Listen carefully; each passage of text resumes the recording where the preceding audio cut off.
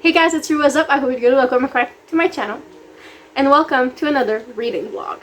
Now, this reading vlog is dear to me because in this reading vlog, we are rereading all of Ali Hazelwood's books. So this reading vlog is special to me because Ali Hazelwood is, in fact, my favorite author, and my favorite book is The Love Hypothesis. Tied with Den of Vipers. Two completely different vibes, but we're not here to talk about that.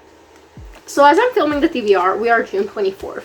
And what prompted me to do this video is that Ali Hazelwood's new book, Not in Love, came out on the 11th. And it will in fact be included in this vlog.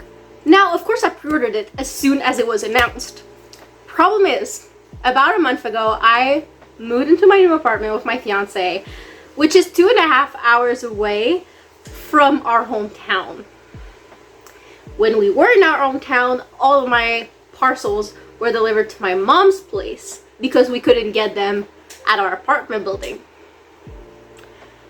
So my copy of Not in Love is 2 hours away from here. But good thing my mom is coming to visit in a couple of days, so I will finally have my little grubby hands on it. And so yeah, we're just gonna reread all of her books before reading her latest one. So how this video is gonna go is, like all of my reading vlogs, you will have a little portion of me sitting in front of my bookshelves telling you about the book we're about to read. And then there will be the montage of the reading experience. Good? Good. Alright. Let's jump into those books. Also, we are going to read them in the order that Ali Hazelwood has put them out, of course. Who do you take me for?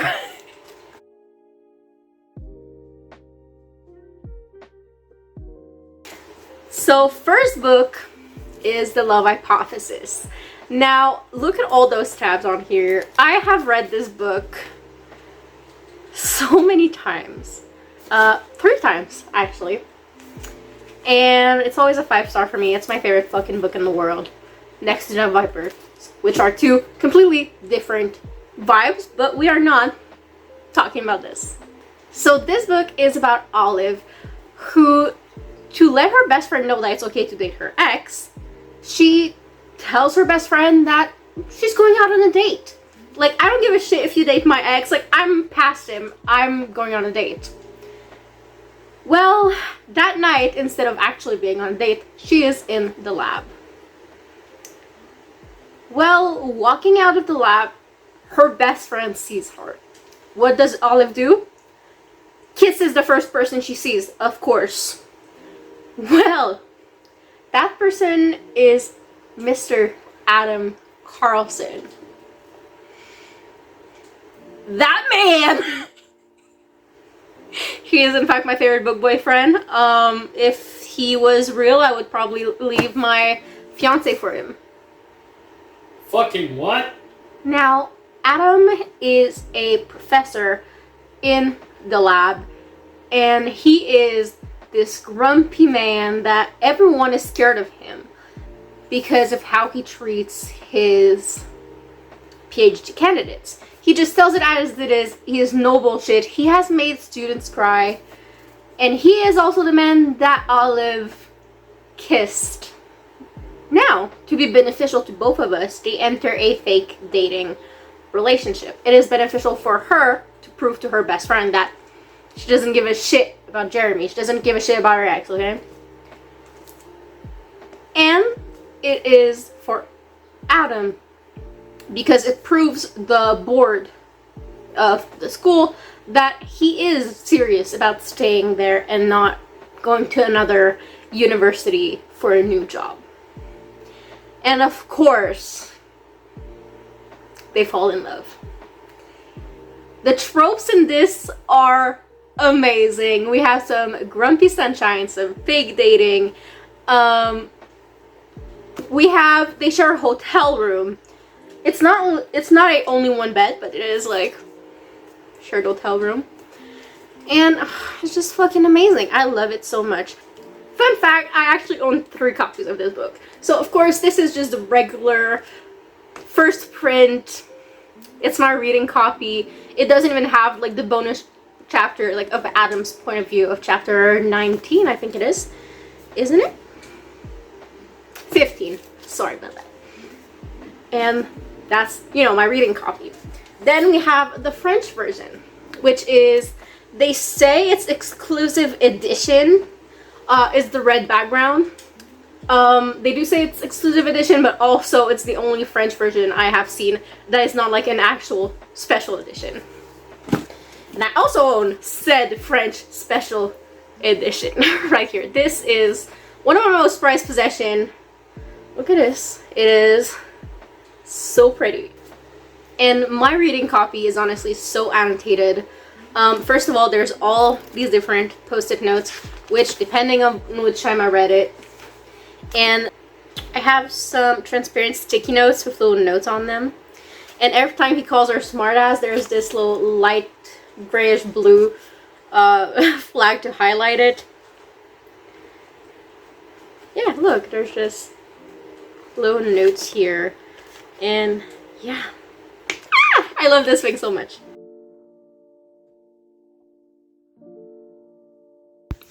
I just love when he asks, like, did you just kiss me? And she goes, nope. It's like, ah, okay. Are you sure? And then he just says, I'll go back to my office and begin to work on my Title IX. Yeah, that would be great since, wait, what? And the fact that he threatens the Title IX, like the whole fucking book. I love this. So it's one of my favorite books. So I do have like little transparent sticky notes with like little things written on them. I turned the page and like, that's what it is. Like, if you know, you know. But the fact that I turned the page is just, fuck you, Tom, on page 20. I love myself sometimes. We hate Tom Benson in this household. Every time I read this book, I'm just giggling, kicking my feet, so fucking happy. I love this shit so much. I am, in fact, living, laughing, and loving right now. This is what reading for Needy Cat is like. He's just like cuddling with me. Oh, okay, it's scratch time apparently.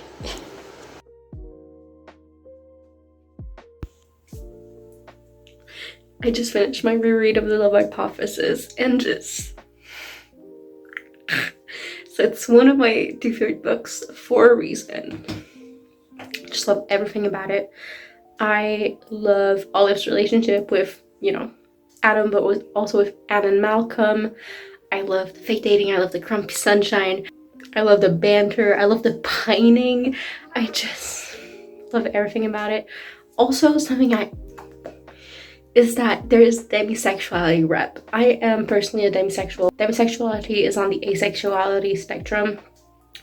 And, you know, asexuality is you don't feel sexual attraction.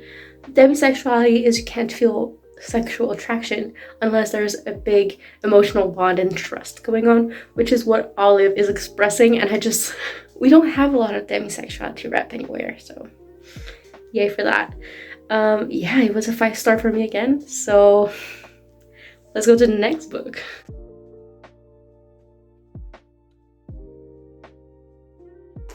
Next, we have Love on the Brain. Love on the Brain is about B and Levy. I don't know how the fuck you say his name. When I read this book, when I read, because I've read it once, I kind of went back and forth between how I was saying it in my head, so sorry about that. So there's Bree and Levi, who are nemesis. I think they went to school together. I'm not 100% sure. And they are in the same field. They are rivals, nemesis. And B is contacted by NASA to take on a big project. Only problem is, she would be co-leading this project with Levi. I honestly don't really remember a lot about this book because I only read it once. I only read it once in 2022 when it had just came out. I remember giving it a 4.5 out of 5, I think. I'm ready to re-experience this.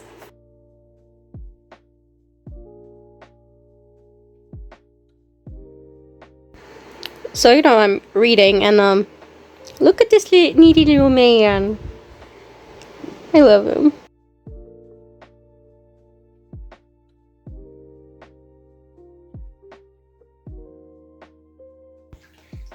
Okay, that's just fucking cute. He told her, like, you don't understand, I don't dislike you. She's like, so you've been acting like an ass to me for 7 years.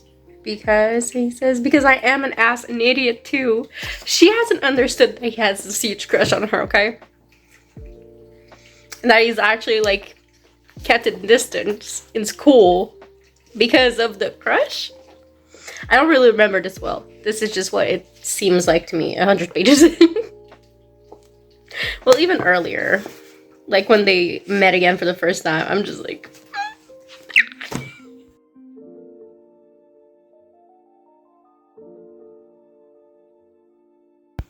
Can we talk about how shitty Tim, or X, is?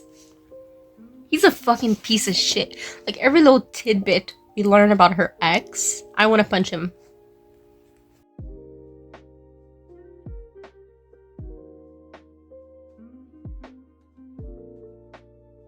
Alright, so I just finished it. It was a 4-star for me. Honestly, more like a 4.25, but I only do like 0.5s. So we're gonna 4 stars. And honestly, very sweet. We have nemesis to lovers, secret pining for years. Thing is, I think like the nemesis part was like too much of the book. Like before they realized they like each other, you know? But it was really sweet. So 4 stars. I also kind of like remembered who the villain of the story was, but I didn't remember that it went like that. And I was still shocked at the plot twist, even though it was my second time reading it.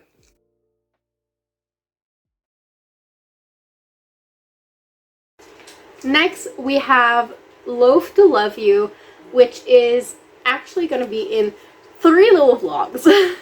Because Loaf to Love You is a compilation of 3 short stories. Now, the first short story is Under One Roof, which is about an environmental engineer scientist who gets stuck being the roommate of a big oil company lawyer. I've only read it once. I remember loving it. I think I gave it 4.5. It's a beautiful summer day, so I'm about to go read outside. And like, look at this swimsuit top. I also have the matching bottoms, but I don't have them on right now. But like this little strawberry, I love it. I'm about to make a little drink, and yeah, we're gonna go read outside. So it's gonna be a little frozen drink. I'm gonna put 2 of these Creamsicle Blast orange Smirnoff drinks with some little Mr. Freeze orange and Mr. Freeze cream soda and ice in a blender, and just blend it all together. That's if I can find my blender. I'm not sure where we put it when we moved.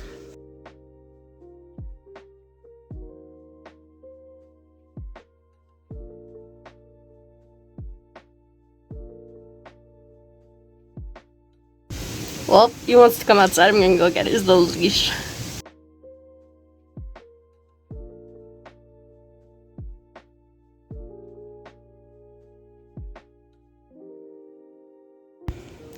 I just finished Under One Roof, and I really like it. It's a 4.5 for me though, and what would make it better is if we had like a whole like book dedicated to Mara and Liam, because I really like them. I think it would be like one of my favorite books if we did.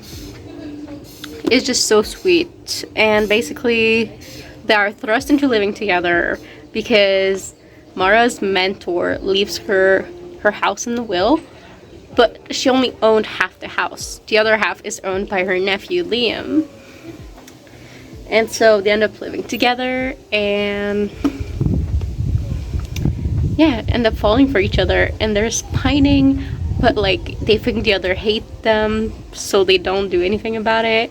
And then like they realize they like each other, and very sweet.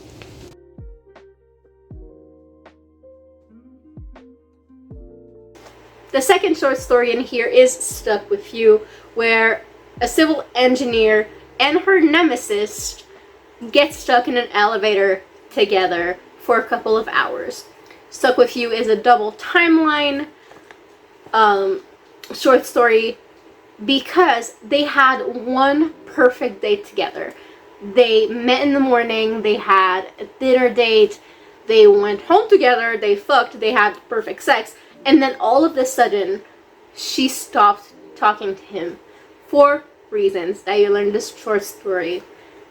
And yeah, I remember giving it a 5 out of 5. I've read it like twice. I loved it so much.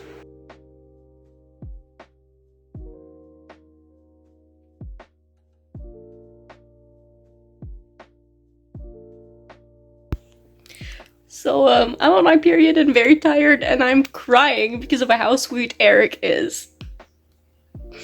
I cannot make this shit up. I love Sadie and Eric together. I just ruined the 5-star read for me. So, I was reading the fucking smut scene. And then my brain went, oh, isn't your dad's best friend's name spelled like that? Like, isn't his name Eric spelled like that? So now I'm just gonna think about Chris Hemsworth for a little bit before I get back to it, because Eric is Thor, you know? So I just love Sadie and Eric so much. The fact that Sadie just says, his eyes are the exact color of the sky when the sun shines, and I always, always loved the sky. Like, and they said this is my new happy place about her. Like, my guy. That man just said, I missed you. I only knew you for 24 hours, but I've never missed anyone so much. 3 weeks, and I could only think of you. Like, it's the 3rd time I'm reading it. I know I still have a couple pages left, but it's a 5-star again. It's just, I love it so much. That was another 5-star for this one. It's just, it makes my heart so happy. They are so cute. I love the double timelines. Like in the 3 novellas, they all technically have double timelines. But the one in this one where we go like back and forth between their first day together and what's basically their second day together, like being stuck in the elevator, and just Eric is so sweet, and just I love them so much. Chef's kiss.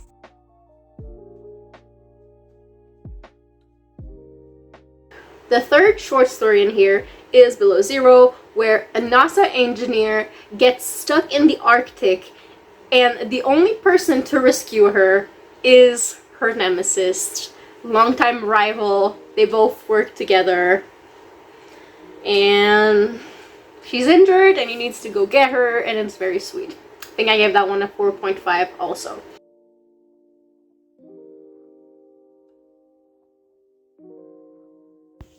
I haven't even started rereading Below Zero, and I just remembered that in one of the smut scenes, he, who I don't remember his fucking name, compares Mara's body to, like, planets, I think Mars?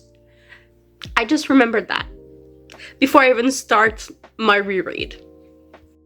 I love how we have, like, the first time that Anna and Ian meet, and she's like, okay, so he's not my type, but I do like him though. Like, she thinks he's so attractive, and she's like, that's not my type usually, but like, Ian is so fucking clueless.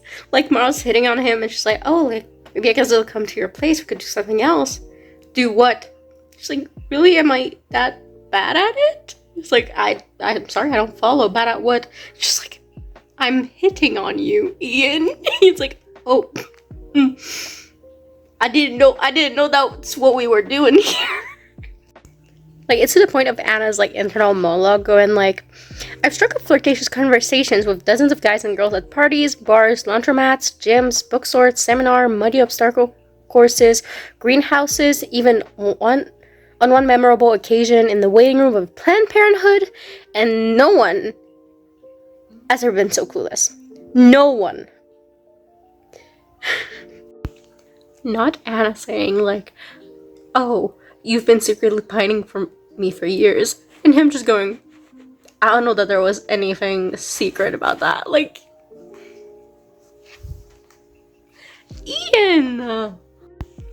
So we have a little description of Liam, Eric, and Ian hanging out. Okay, and like it says, based on what I know of the guys' personalities, I figured we'd find them brooding in silence, checking their work emails, occasionally clearing their throats maybe, but Ian buzzes us into his place, and when we walk into the wide living room, we discover all three of them sprawled into the huge sectional, each holding a PlayStation controller as they yell in the direction of the TV. Further inspection reveals that Liam and Ian's avatars are shooting at some gelatinous monster, while Eric's huddles in the far corner of the screen. He's yelling something that could be Danish or Klingon. None of them look like they're bothered to shower or change out of their pajamas. There are 2 empty pizza boxes on the wooden coffee table, beer cans scattered all over the floor, and I'm pretty sure I just stepped on a Cheeto. And honestly, I have a gamer husband, and that's like every night, except his friends are not actually here, you know? Alright, so I finished my reread of Below Zero, which also means I finished my read of Loath to Love You, because I also, did a little reading of the bonus chapter, of course. And I gave Below Zero a 4.5 out of 5. Below Zero is about Hannah, who has been wanting to work in NASA for a while, and Ian, who works in NASA. Ian is also Mara's cousin. Yeah, that's how Anna and Ian come in contact for the first time. And they are very attracted to each other, like, from the start. And yeah, they do some little touching. And then they don't see each other for another four years, because Hannah doesn't date, and that's what Ian would like. Then, in the present, Anna is stuck in a crevice in Norway on the AMAS project, which is basically testing Mars rovers in Norway, close to the North Pole, because that's where the ground, the environment, I guess, is the most like Mars.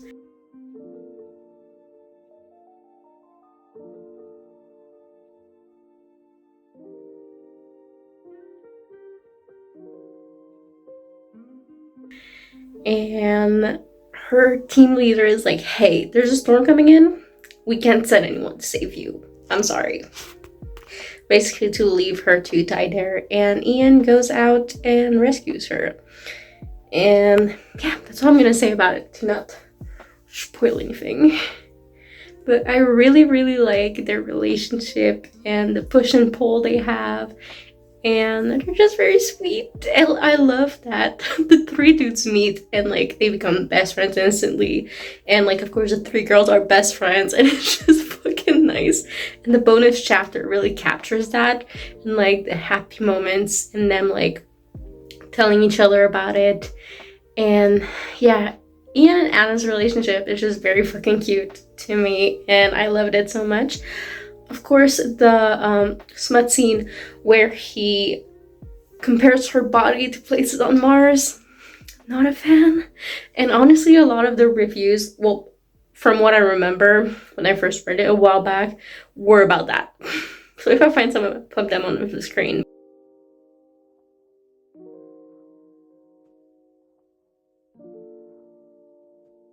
Yeah, besides that, I really enjoy it.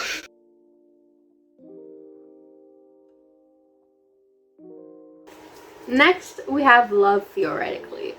In Love Theoretically, we have Elsie and Jack, who are rivals in every single way. by the kind of scientists they are. First of all, there's an experimentalist, and I don't remember, and a theorist? Is that the name? I'm not a woman in STEM. I am a dumbass who loves women in STEM books, okay? And all their works go against each other, but they are thrust in the same place when Elsie goes on a date with the man she's fake dating and runs into Jack. And then they just keep running into each other over and over again, and they end up falling for each other. Pretty sure I gave that one a 4.5 when I first read it. So one thing to know about love theoretically is that I read it in one sitting. Well, maybe not one sitting, but one day. When I read it about a year ago, I just had that in my Snapchat memories. Yeah. And also I color coded my sticky notes, which I don't usually do. But apparently it was color coded with the story, love, which is usually cute stuff, and the funny. So I never color code. I've color coded this, and something else I know color coded was King of Wrath because I was buddy reading it with my best friend. So I don't know why I color coded this, but yeah. Also, I don't know what kind of crack Ali Hazelwood puts in her books. Like, I know people are like, what the fuck? Like, it's the same story over and over, like all the STEM one. It's always a little girl, a big boy. And I'm like, I don't care. There's definitely like some kind of drug in this shit. I love it so fucking much.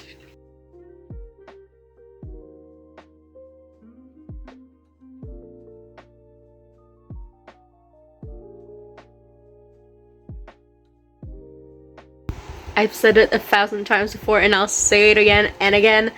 I fucking love Ali Hazelwood's humor. Like, it's my thing. Like, I fucking laugh my ass off while reading her books. Like, anyways, I'm currently 8 chapters in on page 116, and I'm fucking loving this. I just love her writing, honestly. Even though I'm currently reading like all of her books back to back. Usually when I do a reading vlog, I'll just read them over a period of time. But I really want to get to her new book, None in Love. So I'm reading them back to back, and I still fucking love it. Like, that's how much I love her writing and her characters. I'm at a spot where, like, Jack tells Elsie what he truly thinks about her and what he's been thinking since the first time he saw her, and it's way too fucking sweet. When I realize how much of a piece of shit I am, because she is obviously good for my brother, but I'm relieved that the relationship might not go anywhere, and I'd love to lie to myself and come with a valid excuse, but the truth is, it's because I'm a shithead. It's because I want her for myself. My brother never talks about her. It's like he forgets that she exists, which is weird because I can't stop thinking about her. Like, he's just pining for her. He's been pining for her for like 6 months, and like, she thinks he hates her.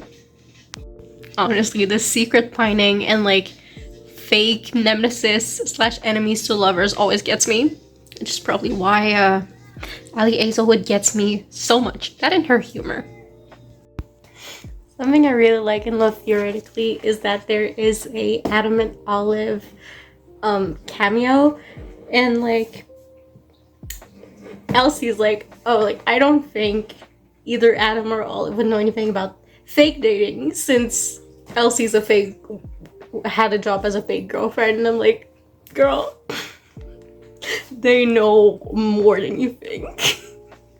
And I'm just, my heart is so happy to see Adam and Olive. And I'm more than halfway through my reread of Love Theoretically, and I think it's gonna be a 5-star this time. First time I read it in like 12 hours, maybe less, while I was on a trip. And I don't think I appreciated it as much as I am appreciating it now and really taking it in. And yeah, last time I gave it 4.5, and I'm pretty sure it's gonna be a 5 this time. Also, we're really seeing like how bubbly Olive is versus Adam.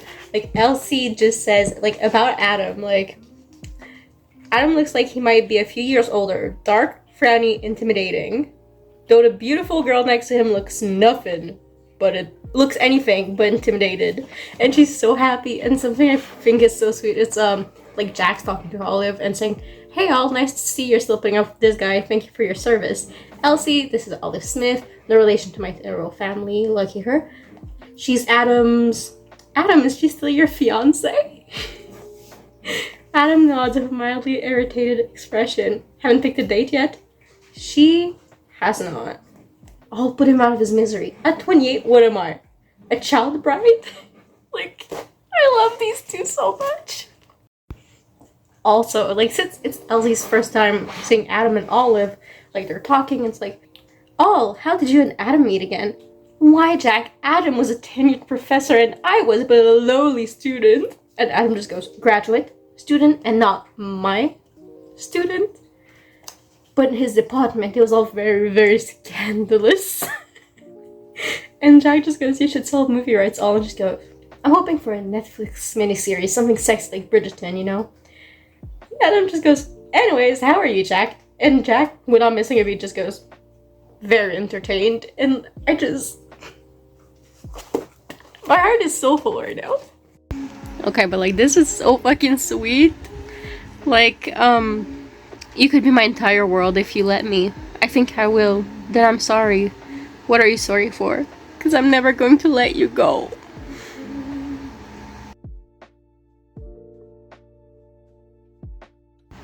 This book is making me so fucking happy. Like, I keep giggling and I want to kick my feet, just like I do with Love Hypothesis. So it's confirming it's most likely gonna be a 5-star. I have 60 pages left and I'm just so happy. I just finished my reread of Love Theoretically and it was in fact a 5 stars. My heart is so full right now. I love it so fucking much. Like, I don't know what to say about it. I just loved it that much. That's just like it. But I love the finding yourself, finding your truth, finding love, and just everything about this book. Honestly, it was just fucking amazing. I'm pretty sure, like I said before, that the reason I gave it a 4.5 first time I read it is that I read it in like less than 12 hours while I was on a road trip. So that's probably why, but I love it. And I love them so much.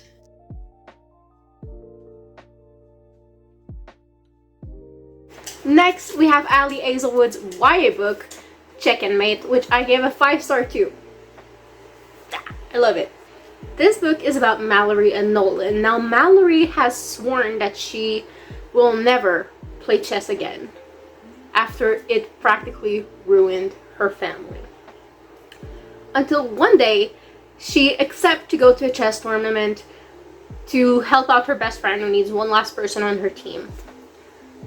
At that tournament, she ends up beating Nolan Sawyer, who is actually classified as the best player in the world.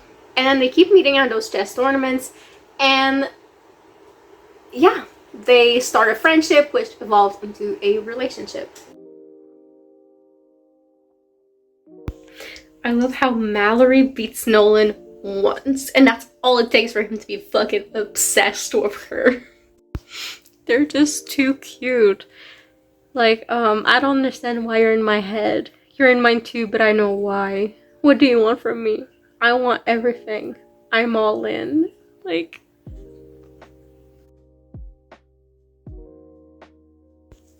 Alright, so I just finished my reread of Check and Mate. And even though it was a 5-star the first time I read it, it was a 4.5 this time. It's a super cute story of Nolan and Mallory, who are just two young chess players. Mallory, who is coming back after 4 years of not playing, and Nolan, who is #1 in the world. And it's just very sweet and it's just very cute, and I really like their relationships. And I want to take a moment to say that every single, like, side characters in Ali Hazelwood books, I fucking love them. So in Love Theoretically, we have like Millicent and Cece, and in this one we have Emil and Tanu and Daphne and Oz. I fucking love Oz.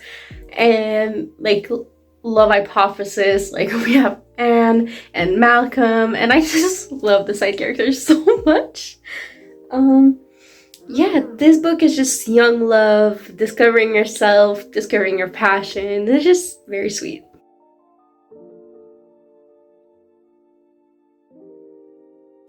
Next, we have Ali Hazelwood, one and only paranormal romance, Bride. This one came out earlier this year. I read it earlier this year. I read it right as it came out, and I loved it. So this is about Misery and Lo. Misery is a vampire and Lo is a werewolf. Misery is used to being put with the humans just to prove the vampires won't attack humans, and she has lived in the human worlds for practically her whole life at this point, until her father contacts her and is like, hey, you're gonna be in a marriage of convenience with the alpha werewolf to provide an alliance. Misery accepts because she has her own reason to go there, which is that her best friend is missing, and she thinks the werewolves have something to do with it. I, again, really liked it when it came out. Something I love with Bride is, even though the book is in Misery's point of view, at the start of each chapter we have a little thing in Lo's point of view, so we get a little bit of how he's feeling and thinking, and I love that.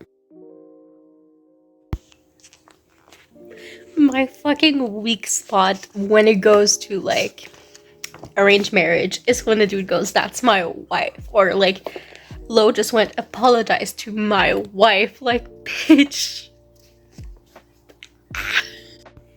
This fucking man just said, at times there are decisions I feel right deep in the marrow of my bones. You're one of them.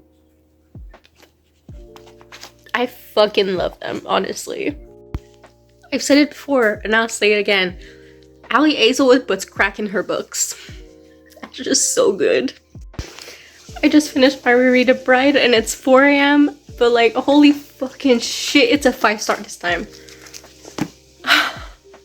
It just does everything right. Like, we have the arranged marriage, we have interspecies, we have vampires and werewolves, and an investigation, and just everything. This is, I fucking love it so much. I don't know what else to say. I just love everything about this.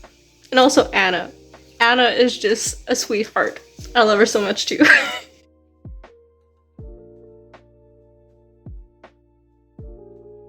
Next, we have Ali Hazelwood's latest book, which again I know I have in my hand, which is called Not in Love. This says, a forbidden secret affair proves that all's fair in love and science. Ruth Siebert might not have it all, but she has enough. A few friends she can always count on, the financial stability she yearned for as a kid, and a successful career as a biotech engineer at Klein, one of the most promising startups in the field of food science. Her world is stable, pleasant, and hard-fought, until a hostile takeover and its offensively attractive frontman threaten to bring it all crumbling down. Eli Kilgore and his business partners want Klein, period. Eli has his own reason for pushing this deal through, and he's a man who gets what he wants. With one burning exception. Rue. The woman he can't stop thinking about, the woman who's off limit for him. Torn between loyalty and undeniable attraction, Rue and Eli throw caution out the lab and the boardroom windows. Their affair is secret, no strings attached, and has a built-in deadline. The day one of their companies will prevail. But the heart is a risky business, one that plays for keeps. Now, I think this is gonna be so good because we're going back to women in STEM, like we did with the past 2 books, and I just love Ali Hazelwood's writing so much. So I just think it's gonna be super fucking awesome. I haven't even like started the book. I just went to put my bookmark in, and I think we have a double point of view, which is the first from Ali Hazelwood, except like the epilogue of Bride. That's in Lowe's point of view. Oh my god. We have a double fucking point of view. I'm so excited. I only read the first 11 pages of this book, but I know I'm gonna fucking love it.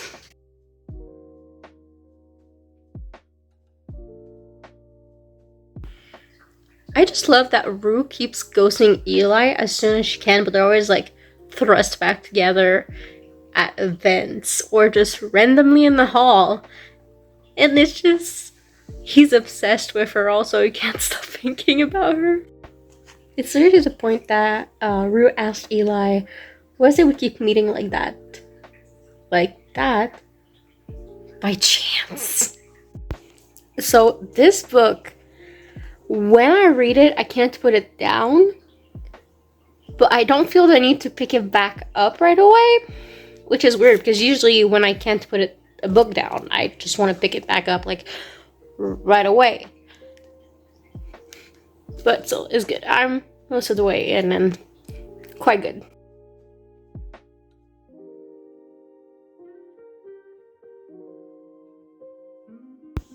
I'm 280 pages in this book, and I just realized something. When it's Rue's point of view, it's in the first person. I did that. I went there, whatever. When it's in Eli's point of view, it's in third person. Like, he looked at her. Like, it's starting to fuck me up. Now that I realize it, I won't be able to unrealize it. I have like less than 100 pages left, so we should be okay. I love how Ali Hazelwood just puts her characters in the other books. For example, earlier, Rue saw that Eli and his sister had a chess game going on, and he said, oh, we're not Nolan Sawyer level, and he said, oh, you mean Mallory Greenleaf, which is from Checkmate. And now one of our side characters, basically her best friend's sister, just said, I can ask my friend Liam, he's way more knowledgeable, but he just had a baby and is on paternity leave. And it's talking about Liam from Under One Roof. Bro finally told her he loves her, and the way he does it, like they're just, having a fucking conversation, and he goes, I love you in a way I didn't think I was capable of. I love you because you showed me how to fall in love.